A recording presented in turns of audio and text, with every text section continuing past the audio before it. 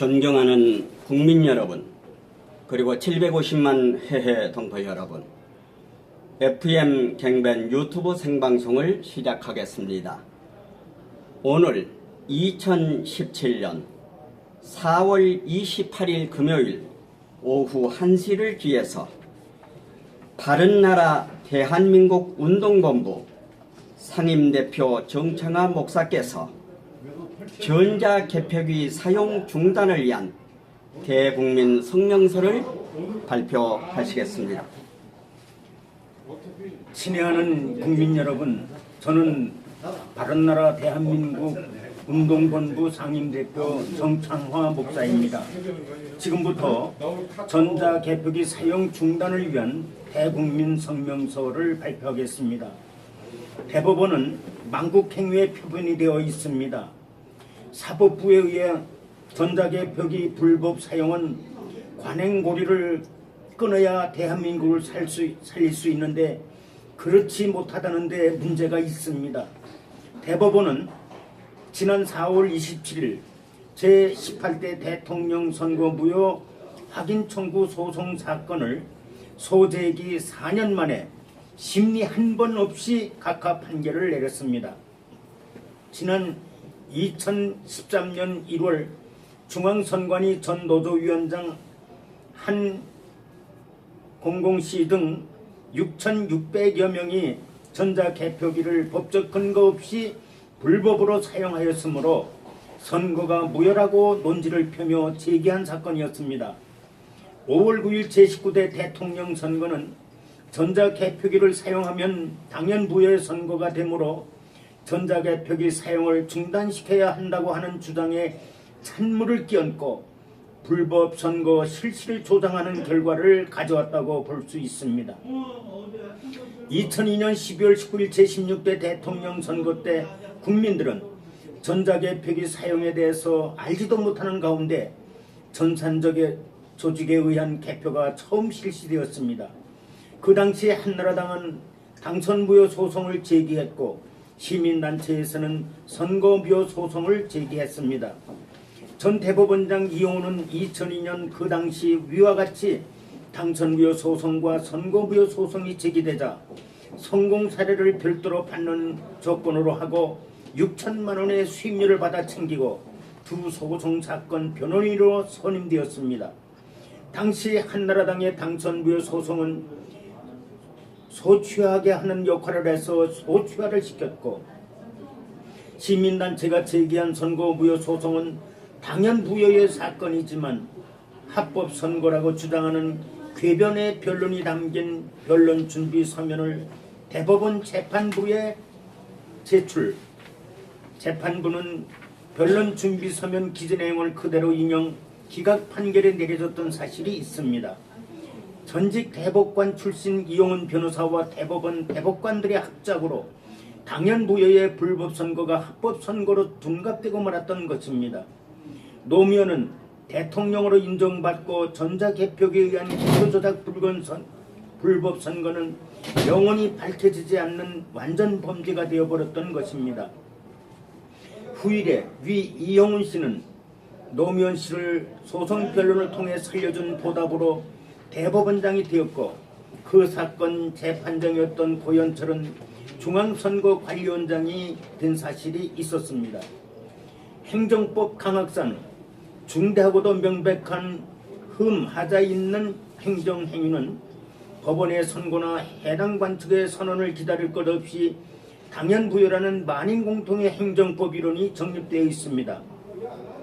전자개표기 사용법규가 제정되지 않은 상태에서 개표 때 사용하는 것은 불법 행정행위로서 중대하고도 명백한 흠 있는 행정행위에 틀림이 없기 때문에 당연무효의 선거이므로 선거 무효임을 선고하는 것이 당연했으나 최고법원에서 의도적으로 기각 또는 각하 판결을 하는 데는 속수무책일 수밖에 없는 것입니다.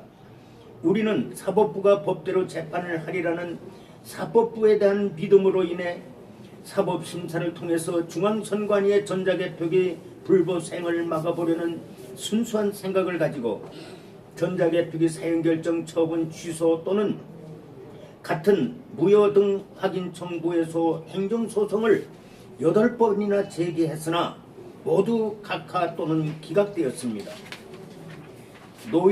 노무현 재임 기간에는 행정소송에서 패소할 수밖에 없다고 자유했지만 정권이 바뀐 후에는 우리의 손을 들어줄 줄 알았습니다.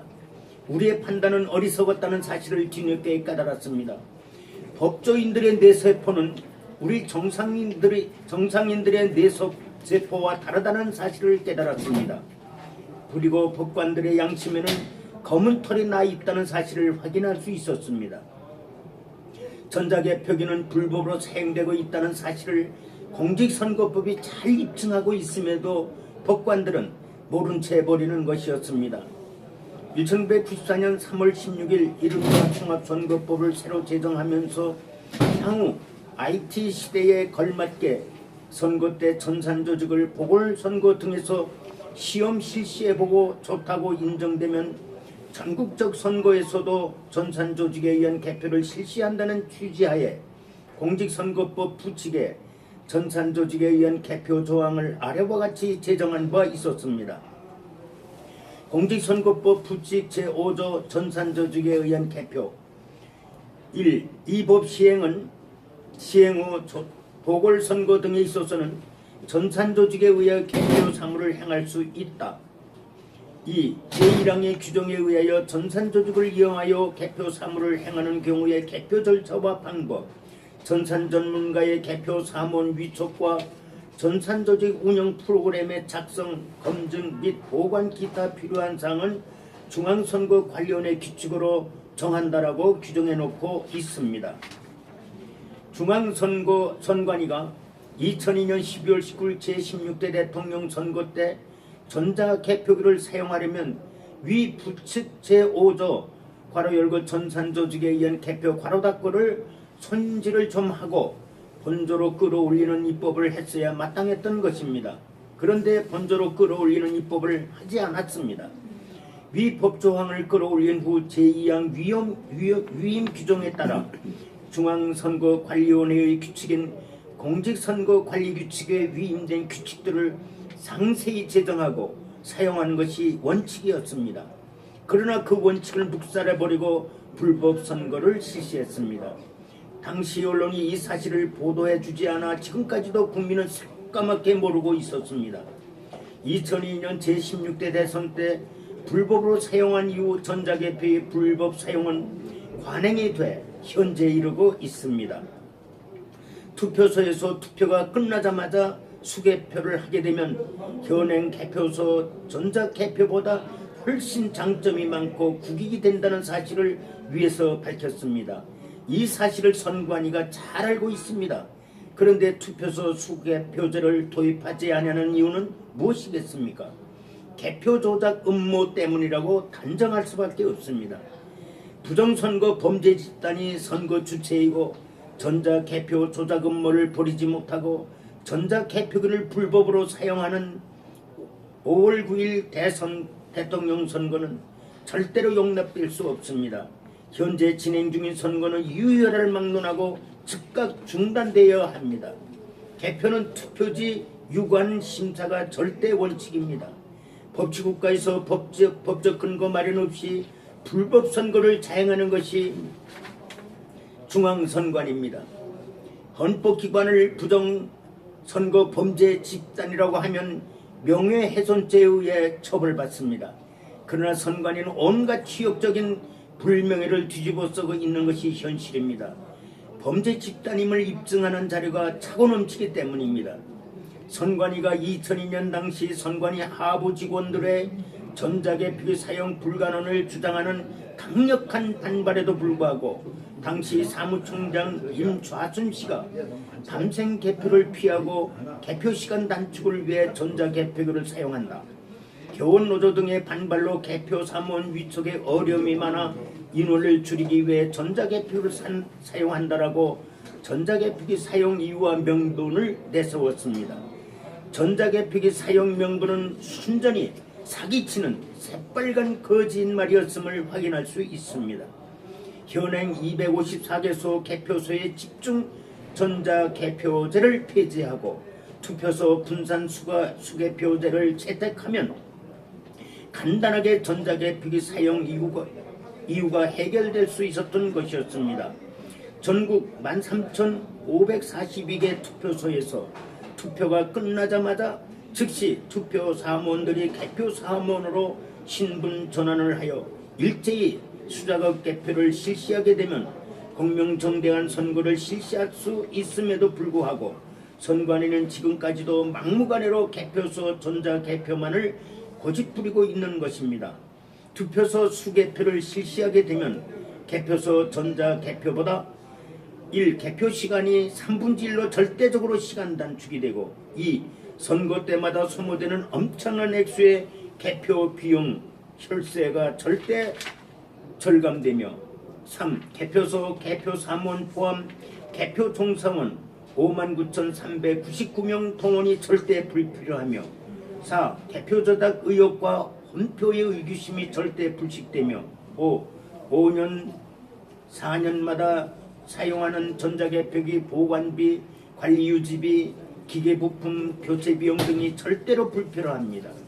지난 18대 대선 때 박근혜 후보표가 문재인 후보표 100매 묶음에 6매가 섞여 있었고 박근혜 후보표가 문재인 후보표 포켓함에 6매가 넘어가는 동영상을 우리는 확보해놓고 있습니다. 그때 박근혜 후보의 지지자가 너무 많아서 개표 조작에 실패한 것으로 나름대로 우리는 분석하고 있습니다. 엄연한 전자개표기를 투표지 분리라고 사기치는 부정선거 범죄 집단의 선거 주체를 배격할 수밖에 없습니다. 2002년 당시 시민단체에서 제16대 대통령 선거 무효 소송을 제기했습니다. 대법원은 당연 무효 선거를 가지고 선거법 제178조 제4항 위임 규정과 공직선거관리규칙 제99조 제3항에 근거하여 투표지 분류기를 사용한 합법선거였다고 100% 엉터리로 판결하는 바람에 불법선거가 합법선거로 둔갑되는 기막힌 역사적 사건이 있었습니다. 그 이후 8차례 행정소송을 제기해 보았으나 사법부의 사법심사는 대법원의 판결을 인용 투표지 분류기 사용이 합법적이라는 판결뿐이었습니다. 2002년 당시 선관위는 전자개표기를 설명할 때 전자개표기란 투표지 분류기 플러스 제어용 컴퓨터 프린터로 1세트를 구성하고 있으며 작동은 독자 운영되고 있습니다라고 설명했습니다. 그러나 선관위는 지난 2012년 11월 대내 직원 교육용 투표지 분류기 대하여 제하의 유인물 3쪽에서 투표지 분류기 구성 투표지 분류기는 투표지 분류기 플러스 제어용 컴퓨터 플러스 프린터로 1세트를 구성하고 있으며 작동은 세트 단위로 독자 운영되고 있습니다라고 모순된 주장을 하고 있습니다.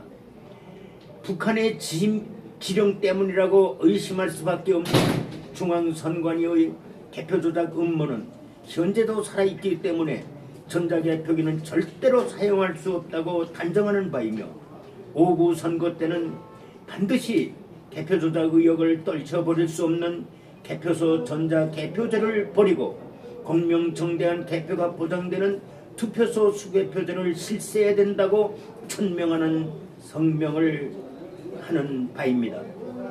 감사합니다. 2017년 4월 28일 바른나라 대한민국 운동본부 상임대표 정창화 목사입니다. 이제까지 바른나라 대한민국 운동본부 상임대표 정창화 목사께서 이번 2017년 5월 9일 투표와 더불어 있을 전자개표기 사용 중단을 위한 대국민 성명서를 낭독해 주셨습니다. 국민 여러분, 그리고 750만 회회동포 여러분, 여러분께서는 전자개표기 사용 중단을 위한 대국민 성명서의 내용을 끝까지 다시 한번 정확히 들어보시고 참고하시기를 바랍니다. 그러면은 이제까지 정창화 목사께서 전자개표기 사용 중단을 위한 대국민 성명서 FM 갱변 유튜브 생방송의 순서를 모두 마치겠습니다. 다음 생방송을 해야 될 때까지 안녕히 계십시오. 대단히 감사합니다.